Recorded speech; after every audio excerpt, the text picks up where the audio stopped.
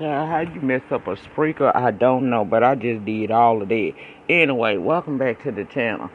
I'm Lady Nyca in with Tuesday nights have and have not. Season 6 or 7, depending on what you read on your guide. Episode 5, Power Struggle. Now, child, we open up with Madison throwing Jeffrey to the floor, explaining that, boy, you got a red dot that's on your head. Jeffrey gets up and says it's just the laser, and Justin is the one doing it. Madison freaking out, as he should, saying that he needs to tell his dad, but Jeffrey want to go talk to Justin instead. He said it's okay and tells Madison to just go back upstairs and check on my dad, right? My thing is, Jeffrey, you playing with fire. It's only a matter of time before your little ass get burnt. But okay, if you think you know what you're doing, have at it, boo. Now, he go out there, and of course, Justin there. He told Jeffrey that he's watching him. Jeffrey tells him he tired of this and for him to go home. Justin apologized and asked if Madison there, even though he see Madison looking through the window. Jeffrey again asked him to go and says what he did to Madison was wrong. That fool denied doing anything to Madison and asked Jeffrey to come home with him, but Jeffrey denies him and asks him yet again to leave. Justin said he ain't got no life without Jeffrey and he's not letting Madison have him. Jeffrey said it's done and he left him out there and he go back inside. Madison makes it clear Jeffrey needs a restraining order. He said he himself is going down to the police station Honey the next morning and advises Jeffrey to do the same. Jeffrey said, fine, I will. At this point, I don't know if Jeffrey just exhausted from the day or he just really don't realize the ramifications of this man's type of crazy. But he said he gonna go. Jeffrey, before he go back upstairs, Madison like, but he's still out here. It don't matter, I know. Madison said, well, I'm going to call the police now. Jeffrey said, fine. Just do whatever you got to do. At this point, he don't care. He going to bed. Now, Candace makes her way to the Iron Bone to meet with Mitch. Remember last week she told him that she needed to talk to him. So she over there. Mitch was there. They sit down. She asking him about money. A lot of it. Now, he said he got money, but he ain't got that much. She said, no, I already got some money, but it's in a joint account that Benny and my mom have, and I can't touch it without both their signatures. She explains Benny didn't sign it when Hannah was trying to get the money back to the Criers, so that means he on the fence. So what she wants Mitch to do is try to convince Benny to sign. Now, Mitch done heard about this money. Remember his cousin Benny told him about it. He told Candace Benny got 2 families after him for that money, so it might be best that he give it back. And that dumb Wayne said that he doesn't. He tells her that Jim Cryer is dangerous, but Candace feels she can control Jim. Mitch told her that the Cryers had Benny stabbed. She's surprised, but she tells Mitch handle Benny and she'll handle Jim. She says that if he do that, she'll throw him a few hundred. Now, I was sitting here doing the math, family. Because a few hundred out of 8 million, are you kidding me, girl? Anyway, she gets up to leave, and then Mitch's cousin wants to come up to her talking about Uncle Vinny don't want them kinds hanging out there. And Mitch told him, Mama Rose okay that's Candace Young. So he's like, oh, that's Candace Young? Then all of a sudden, she go from the undesirable to the desirable. He talking about she a nice looking girl. He want to hit that. Mitch said he was an idiot and Candace would wear his ass out. Mitch's family really do appear to be racist, huh? Candace is not welcome to patronize the joint, but she'll be good enough to sleep with. Boy, bye. Mitch warned him, baby, you better get your Wheaties up if you want to deal with some chocolate, because you gonna need it.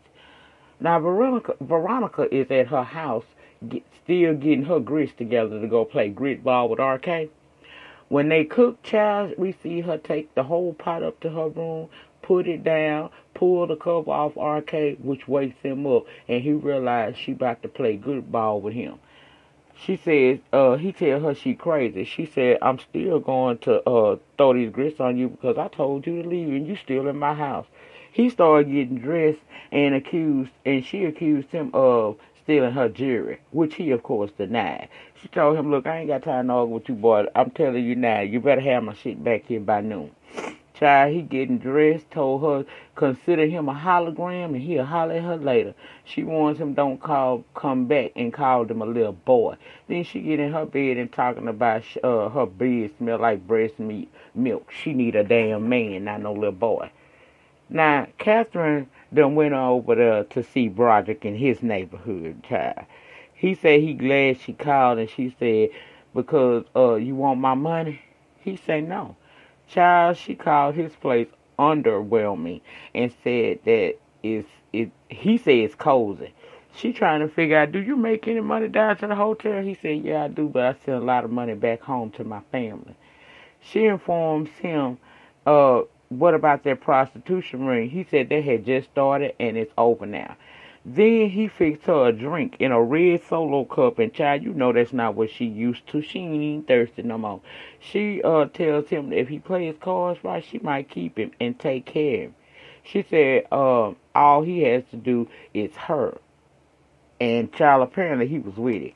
Now, Catherine decides that this is not her style, and she ain't fit to lay up in that bed because she looking at that apartment like she see roaches visibly. Child, she ain't used to that. So she said for him to walk her to her car. They'll, get together at another time. She asked him, has he ever seen this inside of some car that she got that costs over $200,000? He said, not from the outside.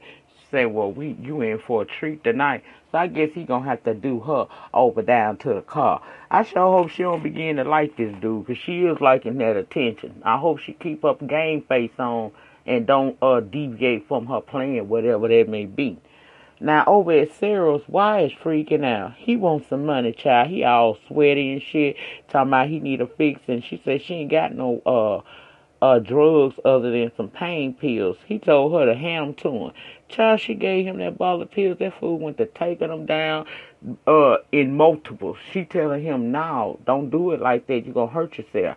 Then he wants some alcohol, and she like, no, you can't down them pills with no damn alcohol. Then there's a knock at the door. She tell him to go in the other room, and when she opened the door, it's D.A. George and two cops. George want to know, you got them bullets? She said no, but she got wired.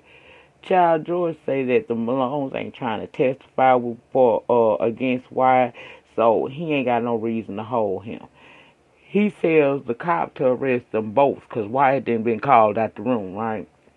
Child, she had the nerve to say, he got cocaine in his pocket. Wyatt like, no, I don't. Reach in his pocket and pull out a bag of white girl. To his surprise, she done planted the dope on him, girl. Child, Wyatt about to hit the powder right there in front of D.A. George. He need a fix so bad. He told me he give a damn if he was the DA, FBI, the CIA, the Secret Service, whatever. George then has them says take them both away, but she is begging for one more day to try to get George that information or them bullets. So he grants her that, even after she tried to push up on him, talking about she'll do anything. Girl, see, that's a problem. You're leading with your puss. That's what led you to this problem right here. He told her, look, I'm going to take Wyatt on in, but you got one more day, and that's it. Now, Obama Jr. is over there being briefed by his staff, and Child Landon looked like he looked as nervous as a hoe in church. I swear he did. Now, Ms. Briefer informs the current president would like to bump their meeting up because he wants to do his last international tour. She asking if it would be a female to accompany Obama Jr. to this meeting, as it is tradition for the first outgoing First Lady to meet with the incoming First Lady. He said, well, I don't care nothing about traditions, and unless y'all digging up my wife's grave, I don't know how I'm going to fix that. So here's the thing. You know what my situation is. Let's not address this situation again. Don't mention it to me again. Sorry, family. He asked for a moment. Then everybody get ready to leave, but he tell Landon to stay. Child, he walked up on Landon and punched him dead in his shit, knocked him down to the ground, do you hear me? And warned him, never try me again. Not only will I fight that ass, but I'll F that ass up too. So don't try me again. Landon says yes, sir, and Charles extended his hand to help him up off the floor. That's the olive branch. You ain't gonna get another one. He gets up. He apologized to Obama Jr. and Obama asked him, uh, well, he didn't ask him. He told him, "I'm glad I got that off my chest, aren't you?"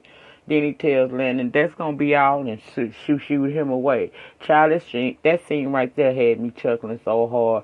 Tyler, please write Landon a piece of opinion on this here, on this show, cause he really coming off thirsty. And real talk, Landon ain't really ugly, so I don't know why he's being portrayed as this thirst box.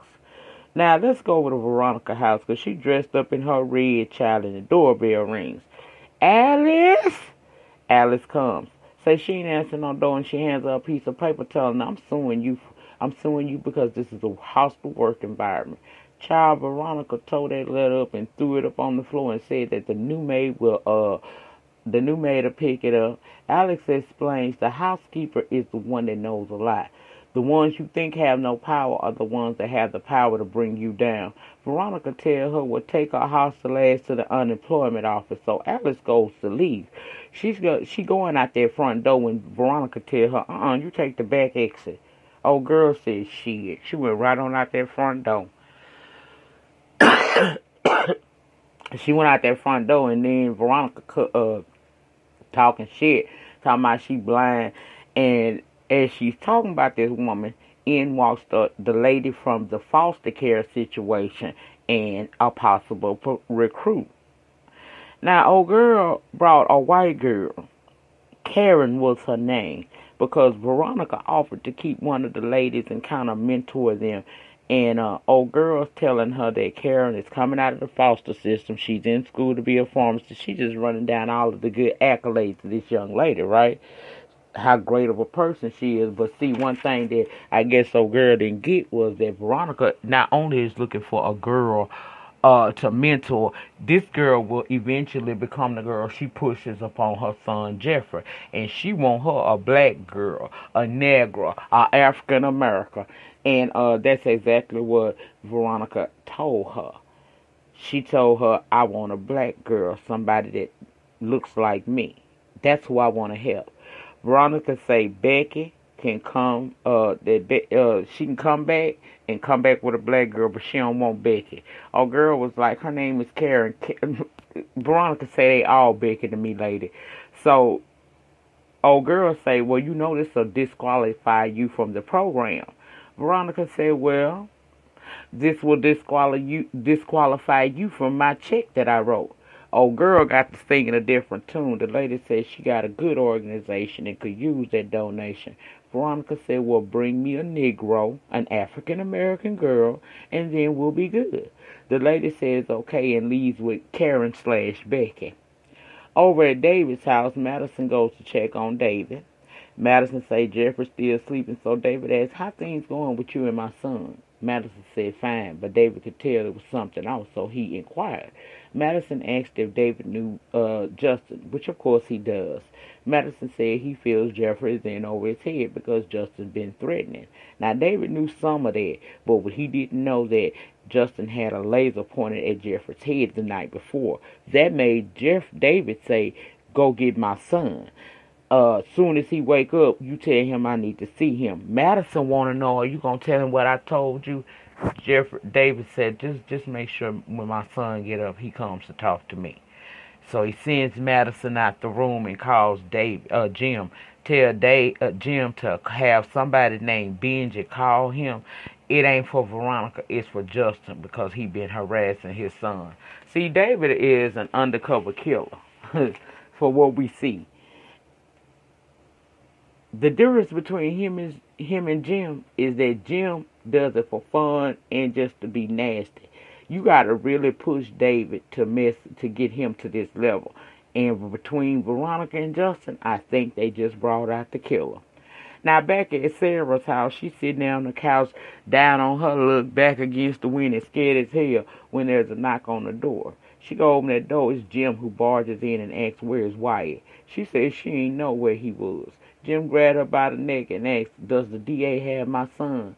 And this time she said yes. He does.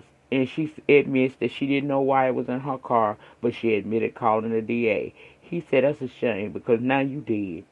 It's a no-win situation for her. Kissed her and told her she did and leave her there to cry on the floor. Hannah goes to check in on Benny. He finds she done cooked him breakfast and whatnot. Benny asks if she really liked Derek, and she says she does. Well, and she don't care that he don't like him. That ain't for him. That's for her. Then Mitch comes over and Hannah says, your family still after Benny? He say not anymore. So she allows him to go into her room where Benny was sleeping there because he done kicked Derek out of there and talk to him. When he get in there, he says his family took the money, so Benny is okay with that. But he still wondering why they come after him. Miss say, man, I told you it wasn't them. He basically told him, look, Jim Cryer is the person that put that hit on you, not to kill you, but to warn you. He want that $8 million. Baby Hannah walked in and said, what? So next week, Hannah finna fly off her rockers behind Jim trying to put a hit out on her son, whether he meant to kill him or not. She finna deal with that ass. This is getting good, guys. These shows getting better and better. I am so proud of Tyler. Now I still see some where improvements are necessary, but who am I, child? I'm enjoying the shit. That was it. That was all of Tuesday night's have and have-nots. If there's anything that I left out that you feel is important, drop it below. I will be back in a couple of hours for Black Ink Crew. I gotta go watch that because I slept last night and I didn't see it. And also, I will be on camera for Fuck Shit Friday. So if you guys would like to submit any suggestions for topics we need to discuss Friday, go ahead and do that at this time. However you need to reach me and let me know what it is that you want to talk about. That's it. That's all. Remember, the depth of your struggle will determine the height of your success. In the meantime, in between time, please remember to rate, comment, subscribe. I'll see you on the next video. Peace.